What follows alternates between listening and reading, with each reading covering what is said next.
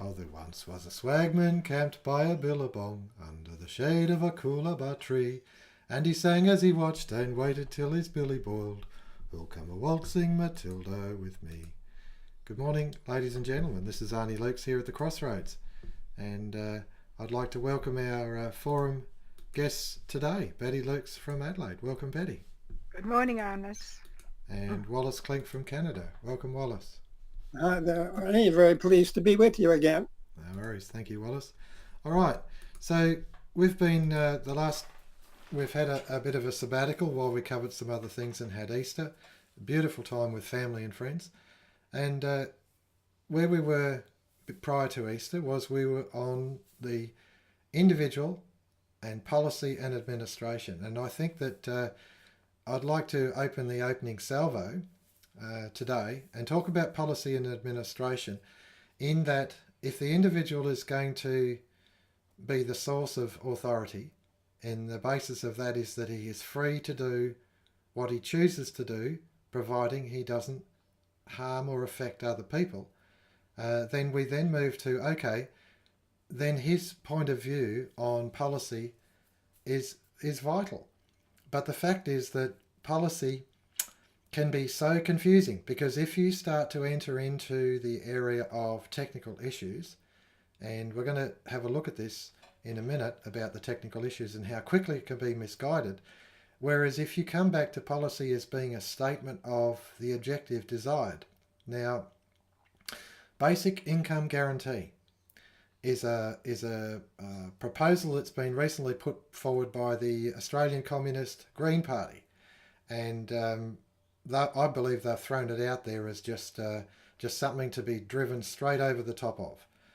But in actual fact, the idea of having sufficient income to guarantee your basic needs is something that is certainly worth discussing, and it's certainly worth discussing in the light of automation and robotics, and that industry machinery is taking over the manufacturing of goods, computers, taking over the manufacturing of goods, and it is to the point where it's affecting, to the point of being apparent to everyone, the income base, the spending power.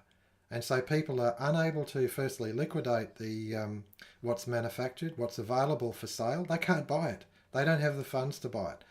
And yet if we start talking about a basic income under the Greens proposal, we're going to tax someone else to get it. So it's a redistribution of the existing money that's in the system, which of course this is where the first and second rate experts will come unstuck. The second rates certainly come unstuck, because they'll never be able to provide a solution.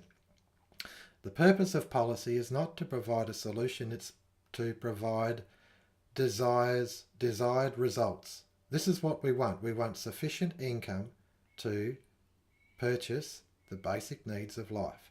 And as Wallace has mentioned previously, an organism is entitled to survive, to the necessities of survival. And so what I'm going to do is I'm going to set Betty up as our first forum member to lead us into this discussion. Betty. Thank you, Arnis.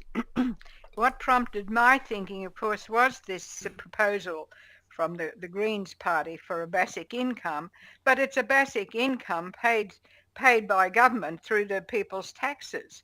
And I started to think of how this system operates, and it, we get one-liners, we get one political party dealing with one aspect of it, another political party coming against it, and it's forever the antagonism and argument between them without looking at the situation as a whole. And I thought about it, and I thought, look, there are no jobs in Tasmania. For instance, I had a young friend speak to me at the weekend, and the employment officer over there said, look, if you can find a job on the mainland, we'll help you move. We'll pay you to move. So there's no jobs over there in Tasmania for the young people. And that's a disgrace when you think of it, that the young people are having to migrate to the mainland for that reason. And then when it comes to industries, well, Of course, that relates to no jobs. And you think about all the industries that we have exported over to China, and why are we so surprised that we don't have jobs? And of course, the tax rates for those who are working are going up higher and higher and higher. And bankruptcy is rampant, you could say. And so, if you put all these things together, if you look at the bigger picture, then you have to ask yourself the question: why are they fighting amongst themselves and giving us these one aspect of it without looking at the picture as a whole? Thank you, Betty. That's most important, and I agree with that. That the frustrating part about Tasmanian people is that they won't work so that they've got an income. But in actual fact, the issue is they need sufficient spending power, and then let the robots do the work. Wallace, Klinck. Well, I think we have to make up our mind. We have to satisfy ourselves. Are we short of money, or are we actually short of goods and services?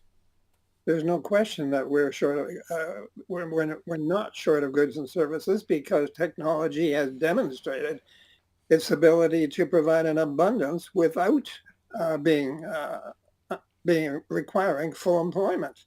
And this is a trend that is accelerating and becoming more pronounced as we go on.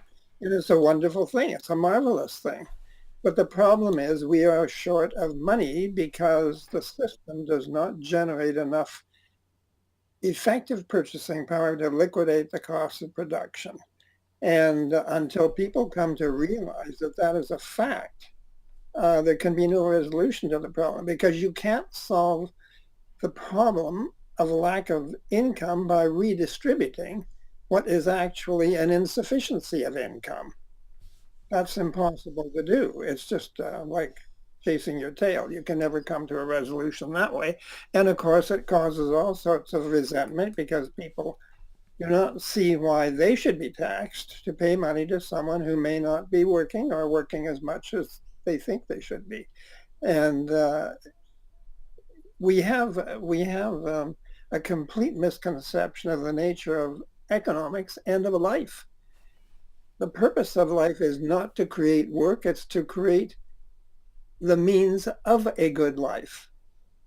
And it should be available to all on the basis that everyone has an entitlement, yes, an entitlement to benefit from association, to the extent that they've contributed to it, but also to the extent that the machine, that technology has contributed to it, which is becoming much, much greater than the physical human labor contribution. Thanks, Wallace. And I noted there that we're talking about when we tax from one to pay to another. And of course, what that's doing is it's causing antagonism. It's causing churn between the two different groups, and yet the fact is that this is quite malicious. It's deliberate, and they don't want to resolve the answer. In fact, it's designed not to be solved, and that's where we're coming in with this the idea of a national dividend, of a balance in finance balanced against economics, that the cost of production, the cost of producing the necessary goods of life, is met in a balanced form by having sufficient purchasing power in the community's hands. Betty Lukes. Thank you, Arnie. That's so true. I was looking at the Liberals' original Statement of Beliefs, 1949 Statement of Beliefs, and how long have they been in power over the years and have never done anything about it? And it states very clearly there that the financial and economic policy is not to be designed to control men's life, but to allow them to work out their own salvation in their own way. And therefore, you've got to come to this question of, what is money? What is this financial system? We never hear about it. You don't have politicians talking about it and explaining it. And if anything, they run a mile before they'll even acknowledge that there is a discussion there. So I think we've got to come to that. What is the purpose of money? What is a money system? Okay, thanks, Betty. Now, I just want to touch on something here because I think we've just moved a little bit off target. I appreciate your comment, Betty. The target is clarity of policy. All right, clarity of policy. Now, if we move into the technical areas of what is money, and we do need to do this, we do need to have this discussion. And we've had it previously, money creation in the modern economy, one of our videos. What is money? But the purpose of policy is what is the desired objectives? What do we actually want? I mean, really, what do we want? Do we want work? Or do we want sufficient spending power to provide the basic needs? Because if robots are doing everything and someone wants to go surfing, honestly, let them go surfing. Their mind is on surfing. They don't need to be in the industry where they could be injured or make an error. And to me, that if the robots are going to do it, let the robots do it. The blokes who wants to, or person who wants to go surfing, they could be a female. I've got nieces who love surfing. The person who wants to go surfing, let them go surfing. But someone who is drawn to machinery, who is drawn to industry, who wants to be productive as they can, they're the right person to come in and monitor the machine, to maintain it, to control it, so that production is achieved. We've got to get things in perspective. I'm going to hand it back to Wally. I see your arm, Betty. Yes, absolutely. Policy is the essential issue here. Do we want centralized policy, which controls the individual, controls human initiative, or do we want decentralized policy, which allows the efflorescence of human creativity and initiative? Do we want the economy to free the individual or to control the individual? Now, the socialist approach is administrative. Administrative in the sense that it seems to want to channel people according to certain policies which are set outside of the individual. Money should simply be an instrument to allow things to happen. It shouldn't be an instrument of power, and today it is an instrument of power because money is created from one source, the banking system, and today, where our policy is to create employment, the money is channeled increasingly to flow through the state, through the expenditures of the state, and the expenditures of the state do not free the individual. They're taking over the proper function of the consumer, of actually expressing demand to make the productive system respond to the demands or desires of the individual. But if you got the money going through the hands of the state, then the individual is going to be channeled toward activities which are not necessarily his choice at all. In fact, will not be his choice probably. Thanks, Wally. That's exactly right. And it shows you that if the state is given the opportunity, the state will control us at every time. And whereas an effective financial system, as demonstrated, as proposed by Douglas in the national dividend and the consumer price subsidy, consumer price discount, these are the mechanisms whereby that independence and authority, if you like, that voting authority, financial vote, rests with the individual. So the policy stems from the individual's desires of what they want. What do they need? If they need houses, then build houses. If they need cars, we'll build cars because it's the individual who'll be purchasing them. Betty Lukes. Arnie, I was reminded of Jordan Peterson's statement about identity politics, and I realized that I hadn't given enough thought to that. And so this is my take on that. All politics or policies stem from a philosophy, and if the philosophy is that work is the objective of man, then of course you will get policies that will cause him to look for work or have work. Whereas if work is just a means to an end, as the Christian philosophy teaches, then people will realize that they have more important things to do than to be in front of a machine for 40 hours a week. And this to me is something that I think we need to expand upon. Okay, thanks for that, Betty. I'm just going to cut back to Wally in a sec, but I'm giving you a heads up that I'm going to map across to the social dynamics videos that are on the front page alor.org, and these social dynamic videos talks about the importance of philosophy. In fact, the first lecture is about philosophy and why it is so important. You can't what is it said? You can't get figs from thistles. If you go to a fig tree, the philosophy is a fig tree, and you would expect to get figs from it. And you turn around and you say, well, your philosophy is I'm a Puritan. You might call yourself a communist or a capitalist or a fascist or whatever. But the fact is your philosophy is thistles. That's what you'll get, is thistles and nothing more. And of course, if the purpose of the financial system is to just keep people enslaved and work, well, let's blow up the machines and let's give them shovels and give them salt mines and coal mines and send them back, because that's the philosophy. Whereas the Christian philosophy is you'll be free, you'll be moral, you'll be responsible, and it's up to you to make your own bit of heaven where you are. Wally Klinck. Well, that's right, Arnie, and there's something wrong. We either have the wrong tree or we have something wrong at the root, because we're certainly getting a lot of thistles and not enough positive results. And it's absolutely, this question, as Betty brought up, about identity politics, it's another aspect of this business of everybody being in competition with each other because of an artificial scarcity. And this competition is played upon by the politicians in order to gain votes. It's very corrupt, because it's the very scarcity which is causing the negative type of reaction and human interaction and behavior that is disintegrating society. If we were all independent as individuals and we were satisfied and happy with our lot in life, you wouldn't get this business of people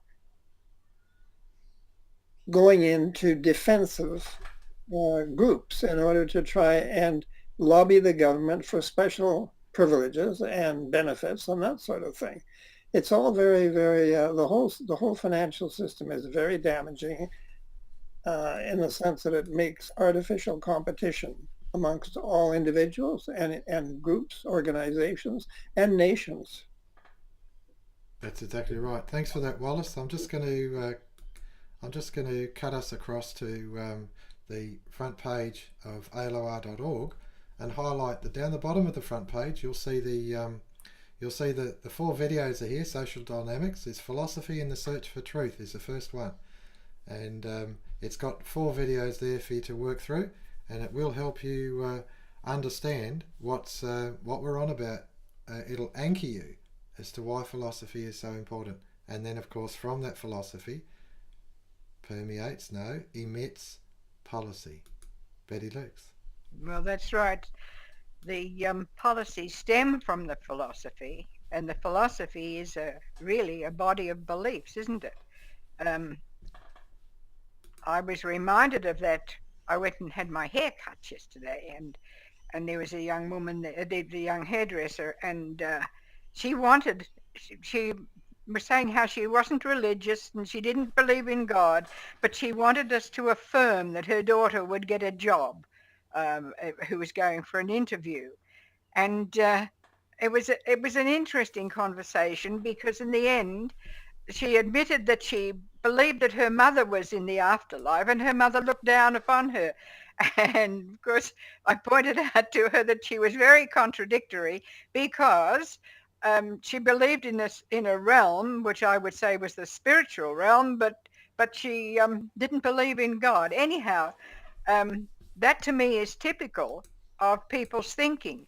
And to me, the philosophy behind the present financial system and the economic system is control of purpose.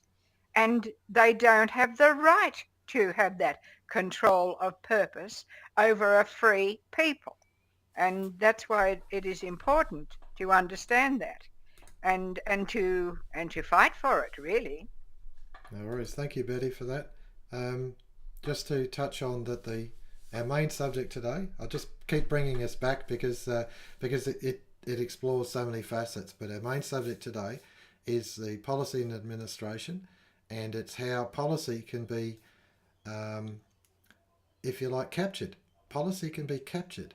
And that's what we, as I said earlier on, they demonstrated by the Greens bringing up the basic income guarantee and essentially threw it under a bus. They knew that they were being destructive. They had no intention of actually explaining it as it's meant to be explained, that there is a shortage of purchasing power. And their policy is very clear. They'll use it every chance they can. They'll use every opportunity they can to undo freedom movements and to promote centralisation of power, or basically communising the world. I saw your hand, Betty, but it's Wally's turn. Wally. Well, that's true. Their position is that it is more or less a form of welfare in a sense, because it is to be financed out of existing income, which is taxation of other people. And we have to make clear that it is not welfare. It is not a tax-funded benefit. It's an inheritance. It's an absolute inalienable inheritance. And it comes from the unearned increments that actually flow from human association and form our cultural heritage, which we inherit, which we don't create now. It's been done for us in the past. We're in the process of adding to it and making it greater for the future. But what we have from the past is a gift. And it shouldn't be something that we should be required to work for when it's already there and a gift. And we have to understand also the banks are creating the money that is required to distribute much of production, but they're claiming the ownership of the money that they issue, which means effectively that they're claiming the ownership of the actual goods themselves. Because if they foreclose on the debts, they're actually foreclosing on the assets, the real assets of the community. They have gone around and done an end run around, and they have placed a perpetual mortgage on the communal capital, just like the communists would do at the point of a gun. They are doing through financial legerdemain or fraud. Thanks, Wally. And I think that your point's certainly valid, in fact, very valid. And I'll highlight that you were touching on an area that I don't know that we've correctly explained it today. We've certainly explained it before, and that is about the national dividend and the consumer price. Is it discount or subsidy? Anyway, the two financial mechanisms where that places sufficient spending power. Okay, consumer price. Right. Your voice won't come through, Wally. So that's all right. And but the point is that the proposal within the boundaries of the social credit teaching is that it's a consumer price. Sorry, it's a national dividend paid to every responsible adult. And if there are minor adjustments to make in order to control any pressures on the value of money, if you like, the inflationary pressures, then the consumer price discount would be used to control that. So it balances the economy. It balances it. The two streams working together. One is the build-up of prices in production, and the sufficient spending power in the hands of the community, so that they're both working together in parallel, balance. That's what the social credit proposal is about. Betty Lukes. Well, it's for consumers. I think that's an important point, that it is for consumers, Arnie. And I'm just reminded that Eric Butler spoke about the who, what, and how. Who, in this case, instigates the policies. Well, it surely is the Australian electorate. And who, what, and that is the policies. And how, well, of course, that's where the experts are on tap, not on top. Okay, I'm just going to slide us across to this image done by Gorham Munson in his book. I can't remember the name of the book at the moment, but it was sorry, Aladdin's Lamp. That's right. Now I don't have the book on our website, but I certainly have Gorham's image. And if for anyone who doesn't or who does understand a refrigeration system, all right, a refrigeration system shows a balanced gas flow around, and you've got a condenser and a vaporizer, and you've got where you take the heat from inside the fridge and you disperse it outside the fridge, and you understand that there's obviously a balanced flow. It's a closed system. Now, in the case of this diagram that Gorham Munson has provided, if you consider a balanced system, you've got industry producing, and you've got to have a balanced amount of purchasing power in the hands of the consumer. And if anyone's interested, then please do make yourself known to the ALOR website in the library and look for Gorham Munson, and there you'll find that that image there. Betty Lukes. Diagram. Ah, I didn't realise I was on. Sorry, Arnie. Well, I think that it's in a sense, one of our problems is the loss of the sense of the whole as distinct from the part. The sense of the things that flow across time and space, and that's what you're dealing with in your diagram that you were presenting there. And for people to understand how the system would operate, don't we have diagrams on our website which give an idea of how the consumer price would be related to production and things like that? Okay, I'll respond to that, Betty, in that I've deliberately put this diagram up in our library, because in my mind, coming from having worked with engineers for 35 years, in my mind, this diagram illustrates it exactly the same as you would with a electrical flow diagram, with a chemical industry flow diagram. It works. It illustrates it exactly the same on the same principle. That if you're running a refinery, you've got to have balanced flows. Otherwise, the tower will empty out, or it will overfill. and you'll have illegal flows going everywhere. You've got to balance the flows, and I think it's an excellent illustration of where an engineer, specifically a chemical engineer, has to appreciate what they call mass balance transfer. They have to appreciate that there has to be an equilibrium, and of all people who are disciplined, it's fascinating that Douglas was responsible for significant contributions to the London Tube and the underground railway system that automated postage, as I understand it. And he would have had to understand a balance. He would have had to. This was in the very nature of his personality and discipline. And that's why he could see the imbalance in the system, the financial system. Whereas if you don't have that practical grounding, you'll miss the mark. And I appreciate where he's come from in it. And it's only as I understand the wholeness of production and consumption, prices that go into production need to be balanced with consumer spending power.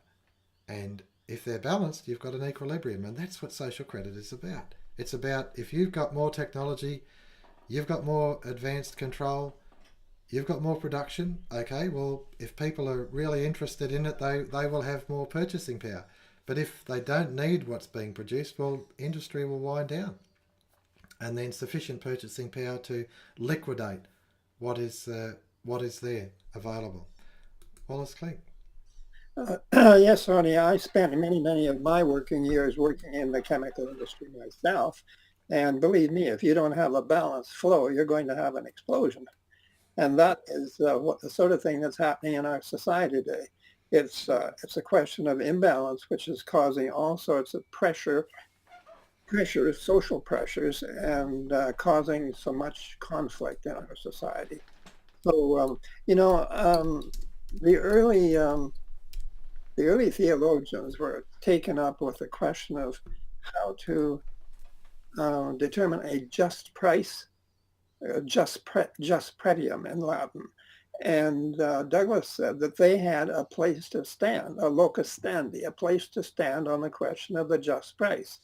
And Douglas's analysis revealed a situation where we, in fact, are being double charged for our capital, which we should be credited for as an inheritance.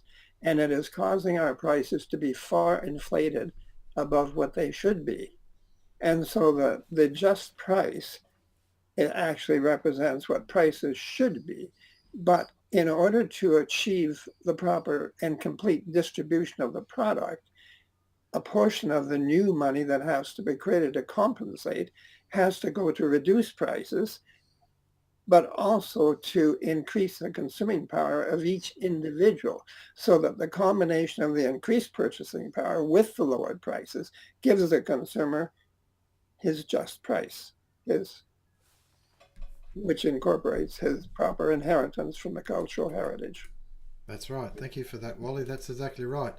The the balance and also their cultural heritage. The organism is entitled to sufficiency for their survival. Now, I'm just going to bring up what the US debt clock, and I find it fascinating by bringing it up that it's here it is. You notice the numbers, and they're all increasing. There's no numbers there that appear to be going down, and so what that's saying is that the progressive debt directionally is going through the roof, and we're heading in the wrong direction. You can't have countries in debt to the tune of, well, America here, it says here national debt 21 trillion and climbing. And if we stay here long enough, we'll see it tick over to 22 trillion. And this to me is madness. We're not looking at trying to balance anything here. The policy, and this is where we came back. We came from the start in this. The policy is to bankrupt all nations and place them essentially into servitude to the higher power, the international banks in the world. And that clock that I just showed you demonstrates it. They're not getting out of debt. It doesn't matter. It doesn't matter how many countries they invade. America is not getting out of debt, and that's what they've done. They've gone in to steal the assets off other countries to try and clear this debt. It's not happening, and this is the madness that's going on when there's a disequilibrium between costs and prices, and this has been going on for hundreds and hundreds of years. And it was Douglas who highlighted it. Others knew about it, but they certainly weren't bringing it into the public forum. But Douglas highlighted it and brought it into the public forum, and he did a great service to the free world by doing that. Betty Lukes. Mm. Well, Arnie, talking about Douglas, of course, it just reminds me that I have been looking at Ian McGilchrist's material, and I am just amazed at how Douglas saw these things 100 years ago, and yet you could say men like McGilchrist are only just catching up with it. And an important point that Douglas made is that you don't put men who deal with big figures, who think that because they deal with big figures that they can deal with big projects. You don't put them in charge of centralization of power to reorganize the world. And what we're seeing is the catastrophe as a result of that happening.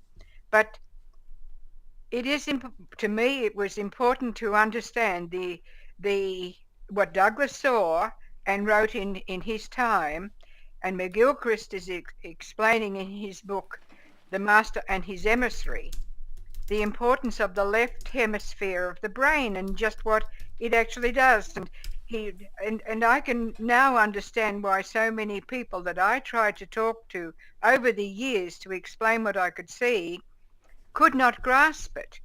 And it points out that the left hemisphere of the brain It deals with targets and algorithms. It deals with systems and order lists, and it deals with procedures and guidelines and things like that.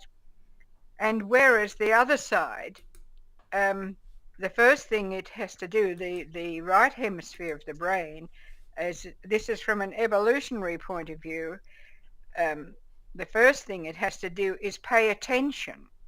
And I would encourage people to at least look at the videos on YouTube just to understand that and to understand why we can't grasp the truths that we're trying to present. Thank you, Betty. Now, I'm just bringing up the Master and His Emissary, the book that's available. This one particular bookstore, Book Depository, has the copies of this book, and its postage is within the purchase price. And I find they're we use them quite often, and I know that they're tied in with Amazon.com. That's unfortunate, but that's how it is. And obviously their purchasing power and their ability to get it posted to you through couriers is of such a thing that our own bookshop is basically static because they've taken over the trade worldwide. But the book itself is brilliant. I spent Easter reading it, and it clarified to me how if your left hemisphere is dominating your thinking, then you really haven't taken that step back to look at the overall what's going on, the overall world. And that was why the illustration about balancing finances, social credit, that's what it's about. Take a step back and actually have a look, and use your imagination, use your thinking about a concept where you actually have an equilibrium, you have a balance. And that debt clock would draw straight lines instead of going up or whatever. It would draw straight lines, and the thing is, the pressure would then be off the individual, it would be off the community, and equally as important, it would be off the nation. America would not have to go and invade multiple countries in order to steal their resources, in order to balance their books. It is just a wicked outcome of a wicked policy. Wally Klinck. Yes, Arnie, I'm glad you put that diagram of the debt clock up, because according to Douglas's analysis, that actually represents our inheritance. It should be going the other way and being credited to a national credit account from which we can be paid dividends, and lower prices or compensated retail prices can be financed. It is acting actually in the opposite direction to which it should, because it constitutes a mortgage that the banking system has on the assets of the people. It represents our stolen dividends on our stolen lower prices. It actually represents the way in which the financial system sabotages the industrial producing system, which produces greater efficiencies, in other words, lowering of real costs, and it robs us of the benefit of those efficiencies by this artificial creation of debts. There should be no debt that goes beyond, or residual debt that goes beyond the final completion of any given article, because the physical costs of producing any article have been met when it's finished. Thank you, Wallace. That's exactly right. And I appreciate where you're coming from there, that yes, we look at the numbers here again, and there's so many more hundreds of millions of dollars of debt have gone on to the American economy, if you like. The American people has been transferred while we were discussing this very issue. Betty Lukes. Well, there you've got President Trump trying to work out what he's going to do about it, and it's not going to work because he hasn't got the overall picture, and he probably hasn't got the support to do too much. And that is the big problem that we face. And it is the loss of the sense of the whole as distinct from the part. And it's the sense of the things that flow across time and space. And that's how I see it. Until we have that wider vision, wider understanding, where we're just guinea pigs for them. No worries. Thank you for that, Betty. That's a very good summary. That's right. We do have to deliberately take a step back and start observing what's going on and putting our thinking caps on in order to even come to grips with what is actually transpiring in this age and the ramifications of it. I know that yesterday I sent a letter I actually posted the letter today. I sent an email of the letter to my senator and highlighted that unless he comes to grips with what's going on, his effectiveness as my representative will come to nothing. His intentions may be sincere, but if he doesn't come to grips, if he doesn't take a step back from it and consider the ramifications of automation, of robotics, of technology, and the inherent design flaw in the financial system, if he doesn't take these things into account, his effectiveness will come to naught. And it's very frustrating because I believe he's a good man. I believe he's an honest man. But he's confused as to, and this is where the second-rate experts and the first-rate expert will never divulge the secrets of what's going on. And if the second-rate expert's not aware of it, then he has got no chance of sorting it out. And so policy itself has to be grounded in objectives, results intended. What do we want? Sufficient purchasing power to buy what we make. That's not so hard. You don't have to come up with the technicalities. Finger out those people in Treasury running hundreds of economists. If they can't sort it, I have no issue. Sack every one of them. Get some engineers in there who understand mechanics, who understand mathematics, and they can just place it and say the equilibrium has to be balanced and we've got to come up with it. I have no issue. If they can't figure it out, they're paid to. Then change them out. Wally Klinck. The trouble is with economists today, Arnie, they are all tied up in heady ideas about the quantity of money and pricing and all demand and all that sort of thing.